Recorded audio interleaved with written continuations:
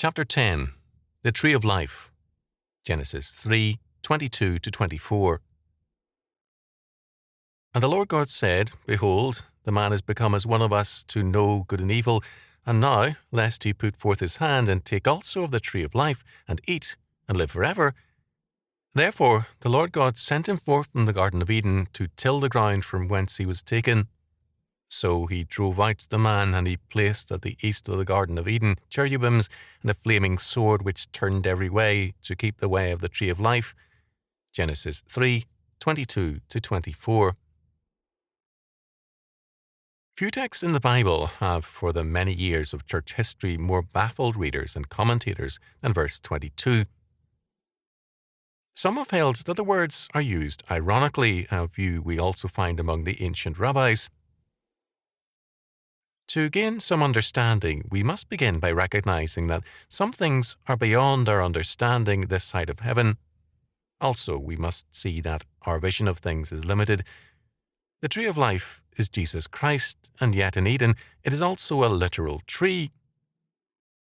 The tree of the knowledge of good and evil was an actual tree, and yet it set forth the choice for men of either submitting to God's definitions of good and evil or seeking to know or to determine for oneself what is right and wrong as a God, as the great definer.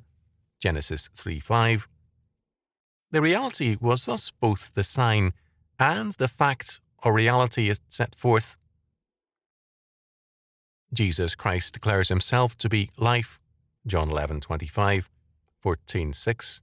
Colossians 3:4, 1 John 5:20, and the true vine, John 15:1.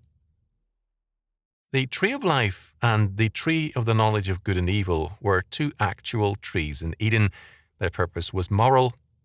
Would man be obedient to God, or would he try to be his own God? The two trees placed a choice before man, life in God or autonomy from God. To live under God's law and command meant dependence, responsibility, and work. The whole earth was to be developed as God's kingdom. There would be no escape from accountability and labour. As against this, the tempter offered a work-free world wherein man's fiat word would be creative because man would become a god. We must begin by accepting the sincerity of Satan. In his hostility to God, he believes that the creature should have the same powers by right. Satan believes in creaturely and human rights. His goal, therefore, is to push men into rebellion to test his theory in the hopes that man, as civilization develops, will triumph. Modern man dreams of defeating death and creating a divine human order in which men are as God, autonomous and creative.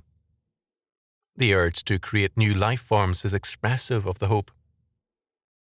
The triune God declares, quote, Behold, the man is become as one of us, to know good and evil. Verse 22. However, falsely, men were now beginning a course through Adam and Eve of being their own source of law and of defining good and evil apart from God and his law.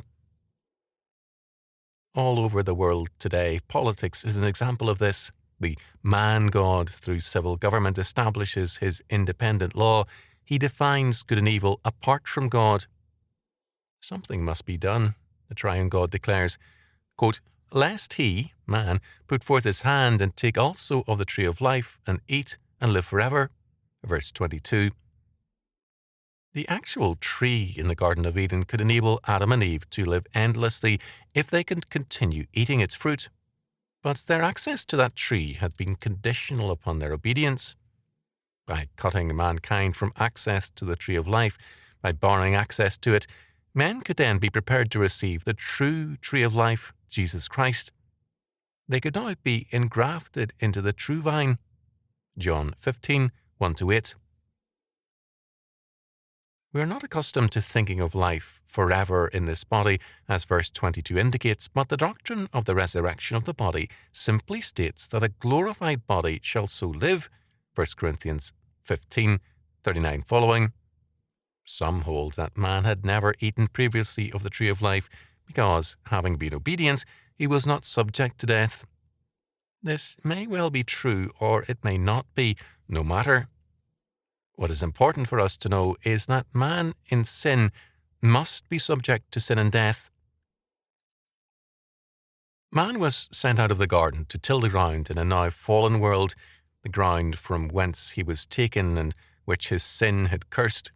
Verse 23. He was driven out. Verse 24. He had no desire to go. The cherubim were placed at the east of the garden. Perhaps the 4 rivers of Eden, Genesis 2:10-14, provided a natural boundary in all directions except on the east.